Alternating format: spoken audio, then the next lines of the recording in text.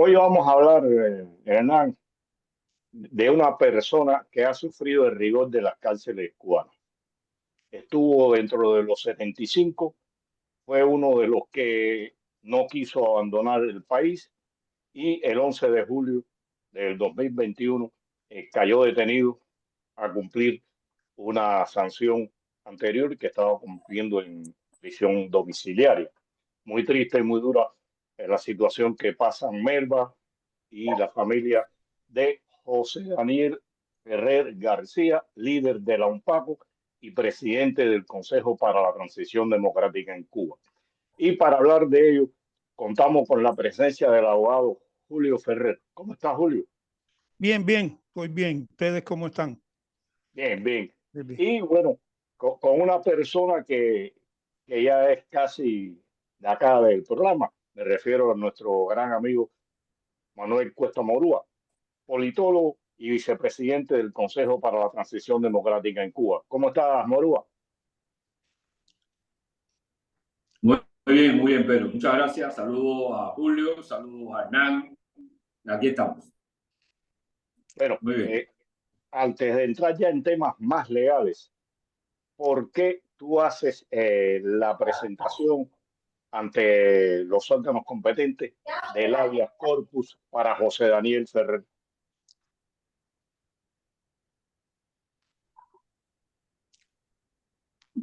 Bueno, gracias por la invitación. Voy a empezar por el lado más humano y político, ¿no?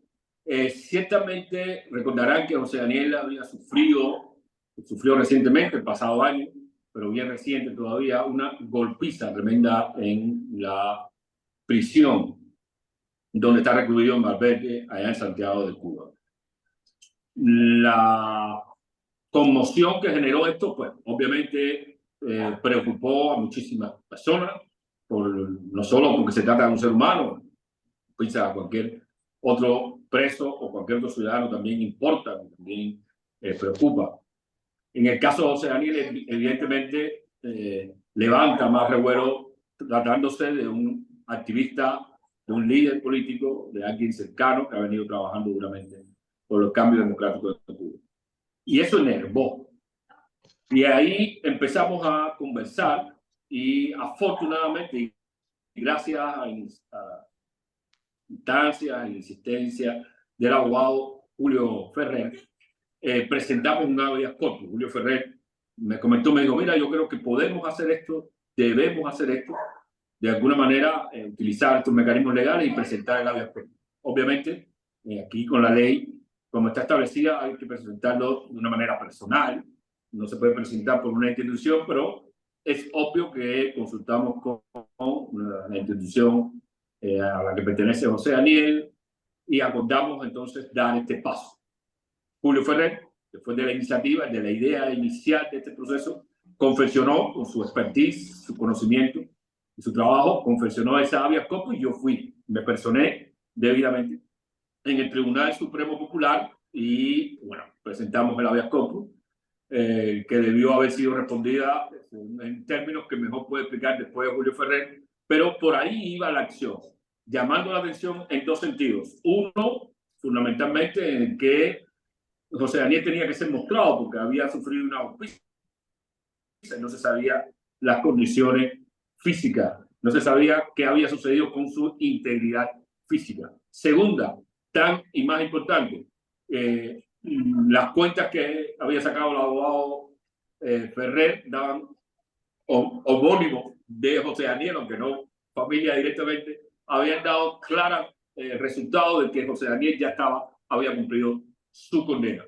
Y entonces sobre estas dos bases se presentó el habeas corpus, yo lo presenté y bueno, ya la respuesta más o menos se ha conocido, pero me gustaría dejar en manos de Ferrer un mayor abundamiento sobre de qué se trata el habeas corpus, por qué hacerlo, técnicamente qué significa y la importancia que ha tenido este ejercicio.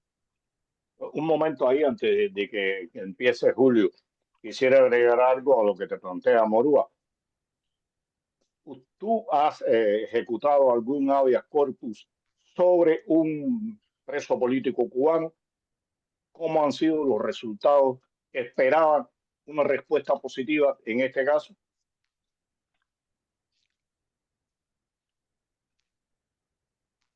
Bueno, en mi caso, primera vez que yo presento un habeas corpus en favor de un preso político o en favor de cualquier persona. De alguna manera esperaba un resultado. Recuerden que nosotros hemos insistido, de alguna manera hemos insistido siempre en el uso de la ley, y eso lo sabe el gobierno cubano. Lo sabe, por supuesto, Julio Ferrer, que ha sido pionero en la idea de que hay que utilizar las leyes en este país. Por lo tanto, yo esperaba algún resultado que, bueno, ya sabemos cuál fue, pero esperaba al menos una respuesta, y efectivamente esta respuesta ocurrió, y bueno, espero que Ferrer abunde un poco más de eso. Claro, la misma pregunta, Ferrer, que ha contestado Morúa. Habitualmente tú has presentado habeas corpus para otras personas y cuáles han sido los resultados, y bueno, después ya entras en el tema de José Daniel. Bien, ¿me escuchas bien? Sí, sí, perfecto.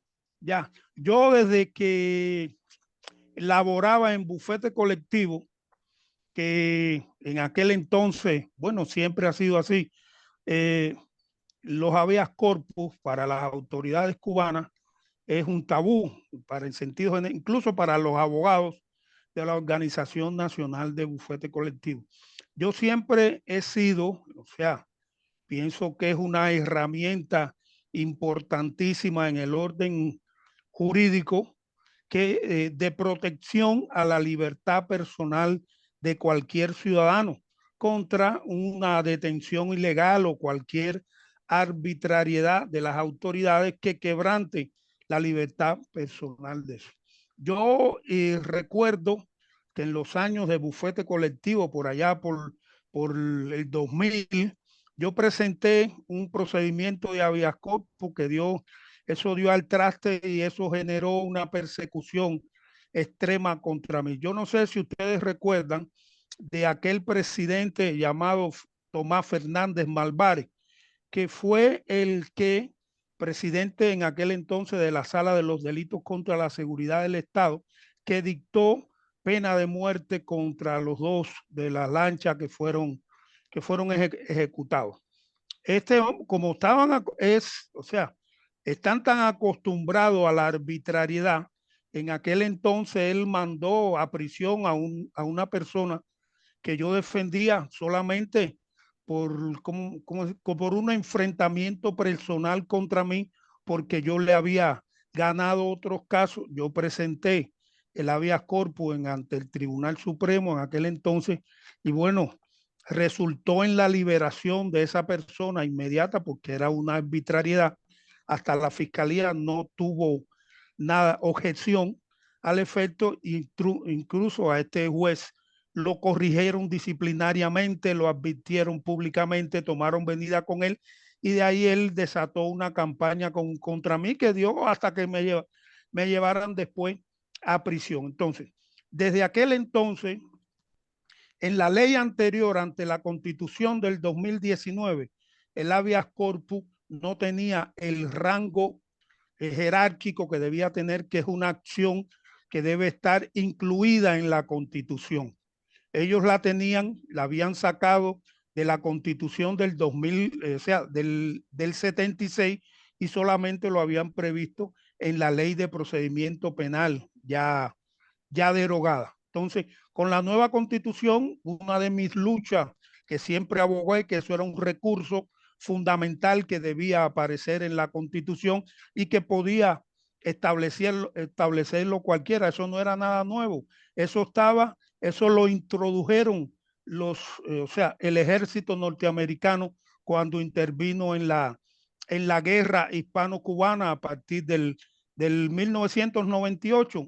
Así es como llega el habeas corpus a la jurisdicción cubana. Bueno, partiendo de esto, yo analizando, porque bueno, yo he estado al tanto de todo el proceso legal contra José Daniel Ferrer, lo he asesorado, le he dado consejos en varias ocasiones, conociendo todo lo que había ocurrido desde el inicio por las razones que él fue sancionado en esta causa que inició en el 2019, yo viendo toda la documentación, yo calculaba que ya él había extinguido la sanción que le fue impuesta de 4 años y 6 meses de privación de libertad. ¿Por qué? Él, a raíz de esos hechos que fue contra otro miembro se dice, de un Paco, que le hizo una denuncia por cuestión de un dinero y que lo habían retenido en casa de José Daniel, todo eso, bueno, él por esa razón estuvo en prisión provisional sujeto a ese proceso que dio lugar a la causa 120 del 2020 del Tribunal Municipal de Santiago de Cuba. Él estuvo casi medio año en prisión provisional hasta que ese juicio se celebró a mediados del 2020 y o sea, los elementos era todo aquello una farsa, porque de ser hecho, o sea, haberse probado todo ese hecho de que fuera cierta su ocurrencia, a él no le hubieran puesto una sanción subsidiaria ni limitación de libertad, a él le hubieran puesto prisión directamente. Entonces, bueno, como le imponen esa sanción, tienen que liberarlo. Ya. Entonces, a partir de su liberación, el tribunal encargado de la ejecución de esa sanción subsidiaria es el que tiene que citarlo, hacer una comparecencia.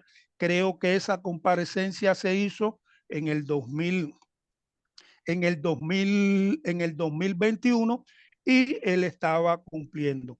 ¿Qué sucede? Que a raíz, y bueno, lo habían dejado así como diciendo, está ahí en su casa, ya no se mete con nosotros, está tranquilo.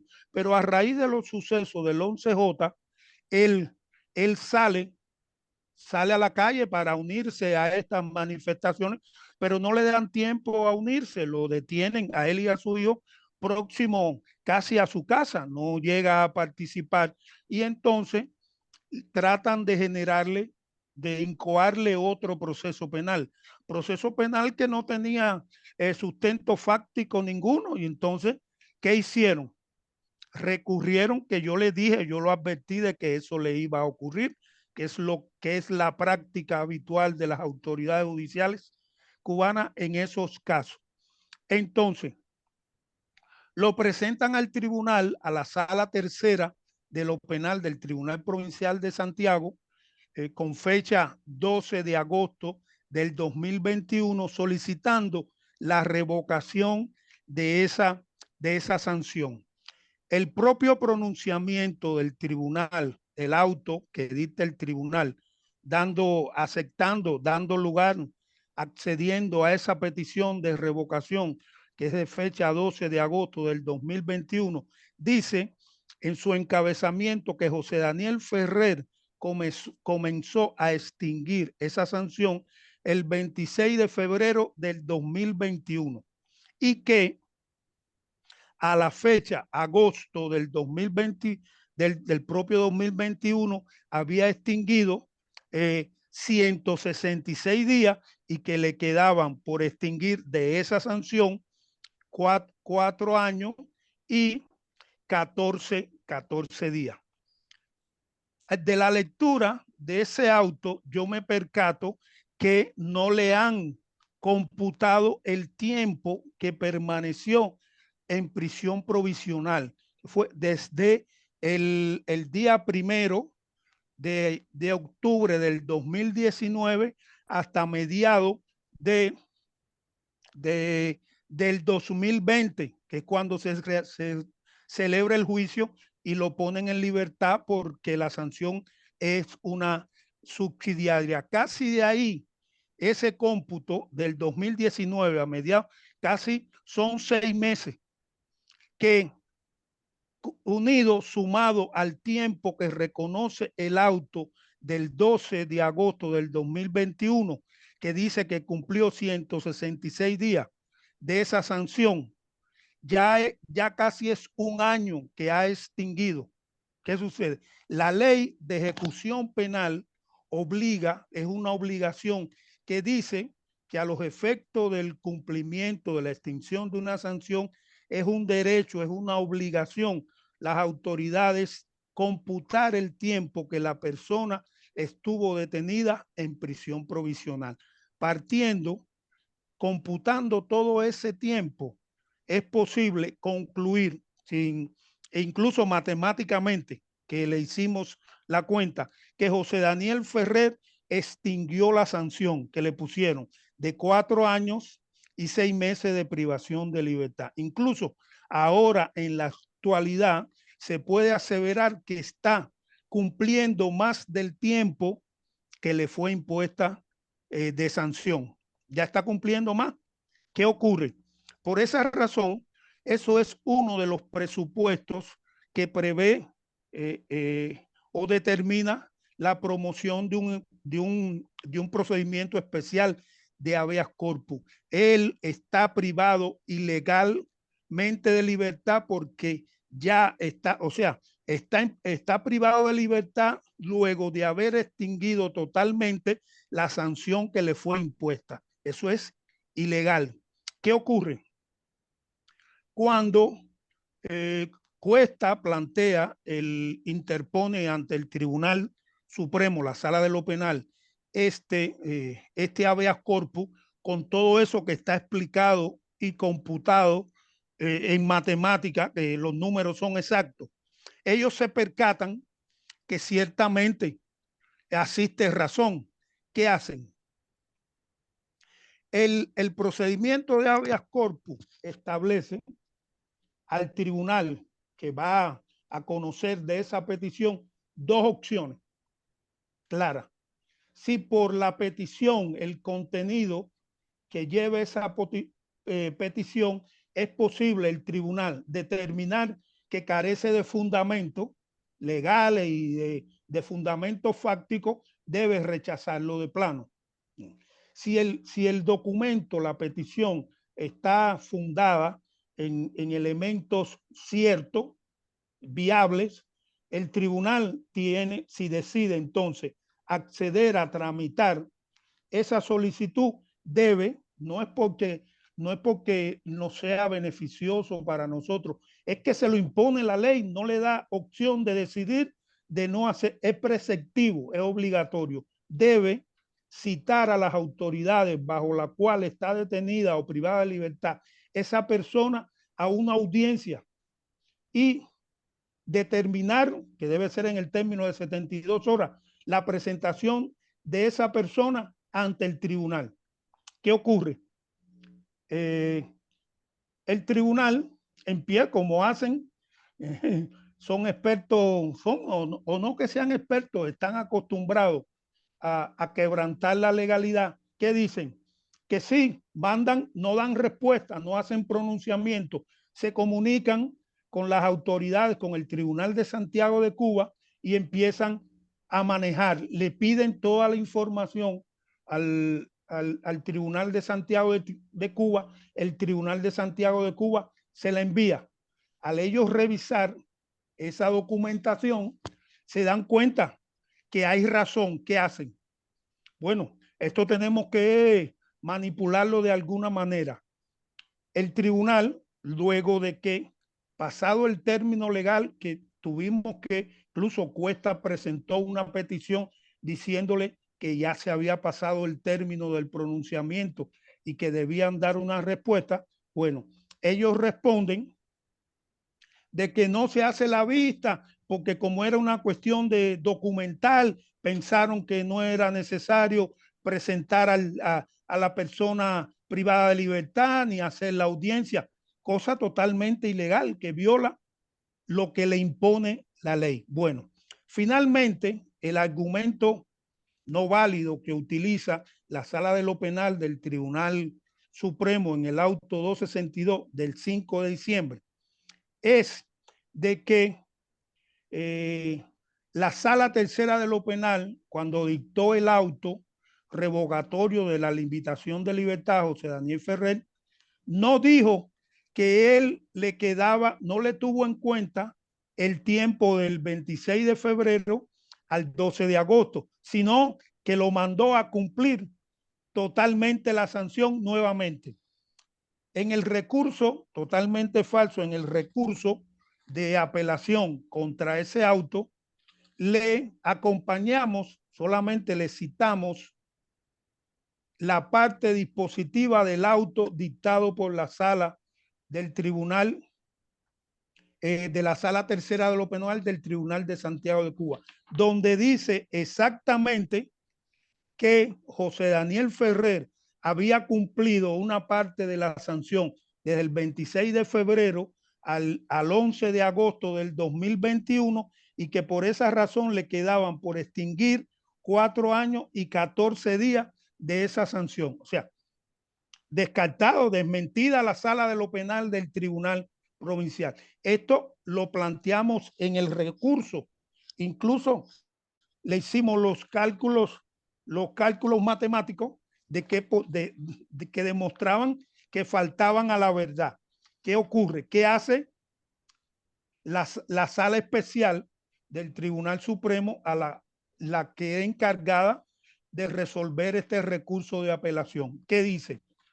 Que bueno, que se trata de un error y que ya ese error el Tribunal Provincial de Santiago de Cuba, con fecha 3 de diciembre del 2024, lo corrigió y que la sanción, que ciertamente los 106 días de preventiva se le tuvieron en cuenta y que entonces le restaban 3 años, 59 días, que ya eso se corrigió, pero esa rectificación, preguntamos a quién se la dieron, a quién se la notificaron. Por Cuesta, cuando le pregunto sobre este tema, él me dice que él creo que tenía idea de que este documento se lo habían llevado a José Daniel Ferrer a la prisión. Bueno, yo dije, bueno, para conocer ese documento, ¿cuál es la maraña? Porque deberían haberle notificado ese documento a Cuesta, porque 3 de diciembre del 2024 todavía estaba en tramitación la petición de habeas corpus ante la sala de lo penal, ¿me entienden?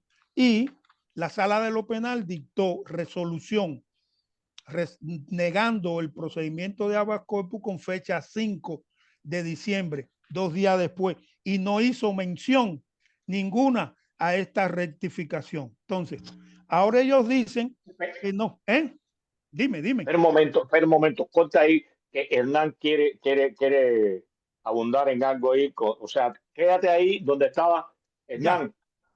Sí. No, a ver, simplemente para ir dándole forma a la idea, digamos, Julio y Manuel. En definitiva, a ver, para simplificarlo en palabras de quien no conoce la ley, digamos, básicamente Ferrer, José Daniel Ferrer, está detenido por motivos que en la mayoría de los países no son motivos de detención penal, como muchísimo podría llegar a ser una multa o un llamado de atención, digamos, pero ciertamente no una condena de 4, 5 o más años de prisión.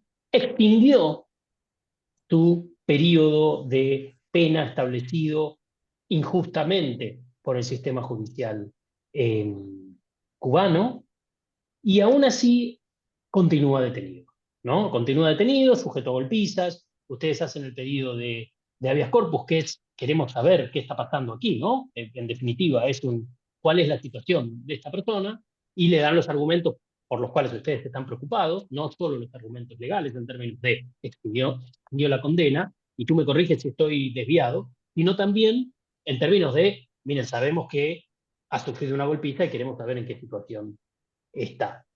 Por lo que nos dice Julio, la respuesta del juez actuante en este caso fue, sí, bueno, pudo haber extinguido, nosotros lo interpretamos de otra manera, ¿no? O sea, excusas. ¿Qué dijeron respecto de la situación de salud de José Daniel? Sabemos que para la justicia cubana la ley, las penas, las el derecho, por supuesto, no cuenta, ¿no? Pero ¿qué sabemos, o Manuel quizás, no sé, sobre la situación de José Daniel tras la golpiza, teniendo en cuenta que entiendo que tu familia, Melba y demás, han tenido muy reducido contacto con él, ¿cierto? ¿Me pregunta a mí? Quien Sí, quiera tomarlo, si quieres dejemos a Manuel y luego vuelves tú con la parte legal. Ya, ok. sí. A ver, ellos en el primer momento se negaron rotundamente a mostrar el cuerpo, ¿no? Como dice habeas corpus, ¿no? A mostrar el cuerpo a la familia.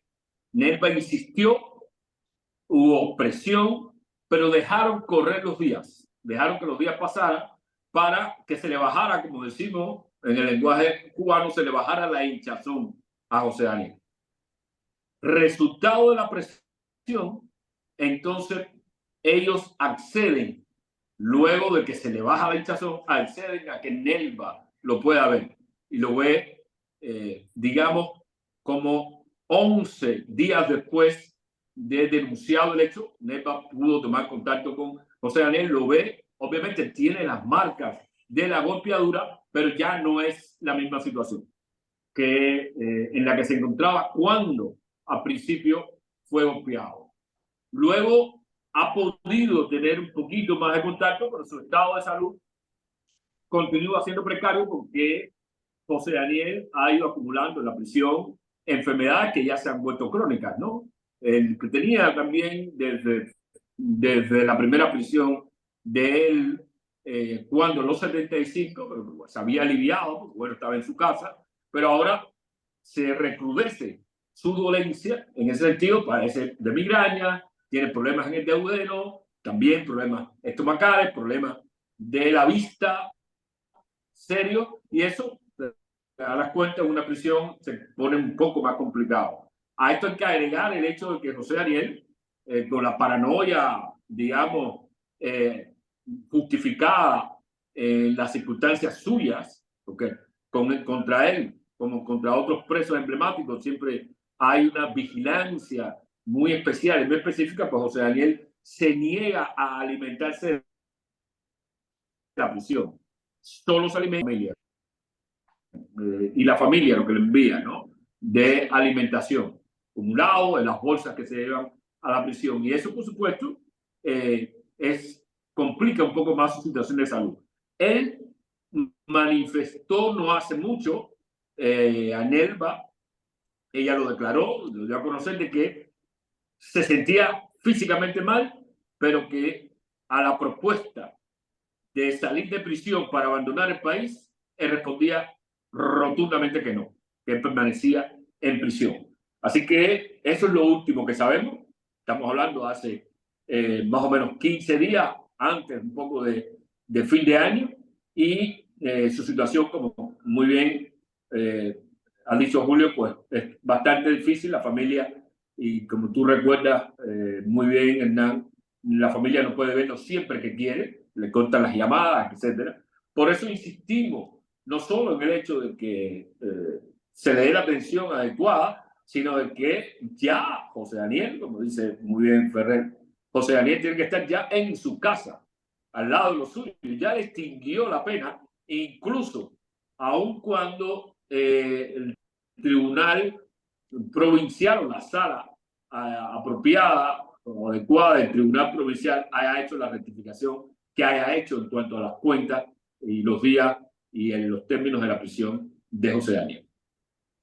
Julio, es común, es normal que se deseche, que el tribunal no tenga en cuenta el tiempo de prisión preventiva y el tiempo que José Daniel estuvo en su casa cumpliendo parte. ¿Eso es común o eso se aplica en este caso a José Daniel o a otros presos políticos? ¿Y qué acción legal quedaría por acometer ahora? O sea, no es común, o sea, porque la ley obliga, es un derecho elemental reconocido, yo creo que en todas las leyes a nivel mundial, y históricamente eso es algo que es un derecho del sancionado. Todo ese tiempo que estuvo privado de libertad o sujeto a una sanción privativa de libertad, a una medida cautelar de prisión provisional, se le ha de tener en cuenta a los efectos del cumplimiento de la extinción de la sanción. Eso lo establece un mandato legal, lo establece la ley 143 del proceso penal y su reglamento. O sea, eso está establecido. ¿Qué sucede?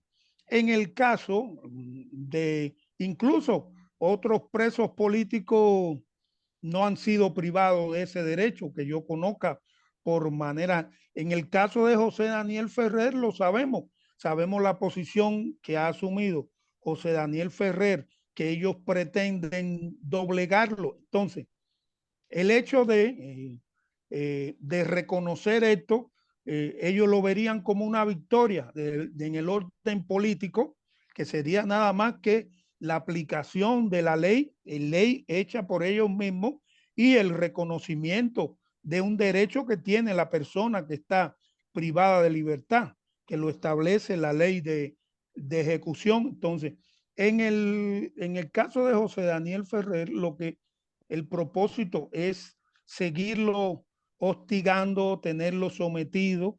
Ese es el propósito de no tenerle en cuenta ese tiempo que él estuvo en prisión provisional. ¿Y qué pasos legales que haría? Porque, bueno, el Dios Crono nos está marcando. Sí. Y, bueno, queremos, ¿qué acción legal se puede acometer ahora Ferrer? Acción legal, para cometer acción legal, ahora pienso que debemos contar de manera imprescindible con la colaboración de los familiares que están más cercanos a él o que se relacionan con él, que están allí en Santiago, especialmente su esposa, para conocer todos los detalles. Incluso aquí el tribunal, la sala especial, ha dado una información en su resolución que no sabemos si es cierta o no de esta supuesta rectificación y que si eso fue notificado, a quién se lo notificaron. Entonces, en correspondencia con eso, es que es posible evaluar las opciones desde el punto de vista jurídico para poder acometer en favor de él en el futuro alguna acción legal. Morúa, que bueno, el tiempo nos está cogiendo. Desde el punto de vista político, ¿qué acción pudiera acometer o qué acción, si es posible decirlo por acá, el Consejo para la Transición Democrática con relación al caso de José Daniel? Disculpe, sí. Lo que corresponde y vamos a hacer ahora básicamente es denunciar en un comunicado nuestra posición respecto a la última respuesta que da la Sala Especial del Tribunal Supremo Popular, donde habla de una rectificación que nadie conoce. Y vamos a juntar toda la documentación, porque con esa documentación, que vamos a hacer toda la presión política del mundo, vamos a tratar de recorrer parlamentos específicos, empezando por el Parlamento Europeo, con esa documentación técnica, porque hay instituciones que siempre exigen el rigor de la ley, para con eso darle reimpulso a la campaña Amnistía 2025 que el Consejo está empujando. Porque defender bien el orden legal en el caso de José Daniel va a tener un impacto positivo también, creemos, respecto a los demás presos y presas políticos que hay en Cuba, en cárceles que no reúnen las condiciones para que ellos estén ahí en ninguna instancia. Entonces, eso es lo que vamos a hacer desde el punto de vista político en el Consejo. Vamos a seguir con la asesoría, obviamente, de Julio, que le vamos a pedir, y vamos a insistir con Nelva y la familia para que acopien todos los detalles que son importantes desde el punto de vista legal para presentar otros recursos legales que puedan ser presentados, no sé si a la Fiscalía. Julio nos dirá en el camino cuáles son las cosas concretas que podemos hacer. Pero con el caso de José Daniel, damos reinicio a la campaña Amnistía 2025 desde el Consejo para la Transición Democrática. Y con esto damos las gracias al doctor Julio Ferrer y a Manuel Cuesta Morúa por habernos ilustrado sobre la preocupante, grave situación en la que se encuentra José Daniel Ferrer García, justamente detenido, violentado, abusado, maltratado, torturado en la prisión, sin ninguna garantía sobre su situación. Y cuando se pide respuesta, no solo por su situación de salud, sino también porque extinguió la condena que la justicia cubana, que se la puede llamar así, decidió darle, la justicia no responde y dice, sigue adentro. Y no solo esto, sino que juega con el tiempo, juega con cuando les da la cita a la familia y demás. ¿Para qué? Para que se vayan curando las heridas que ellos mismos le propiciaron. Un tema en el que ustedes saben, con Pedro, volvemos siempre porque es un tema gravísimo, es un tema que nos preocupa mucho, que por suerte también preocupa mucho a la comunidad internacional y que ojalá este impulso del cual hablaba Manuel para la Amnistía 2025 y demás, sirva para llamar la atención, para continuar alertando sobre la situación de José Daniel Ferrer García y sobre todo para su libertad. Y con esto dejamos hecha la invitación, como siempre, para nuestro próximo programa, el próximo sábado a las 5:30 de la tarde, hora de Miami, por los canales de Cubanet, para seguir pensando Cuba.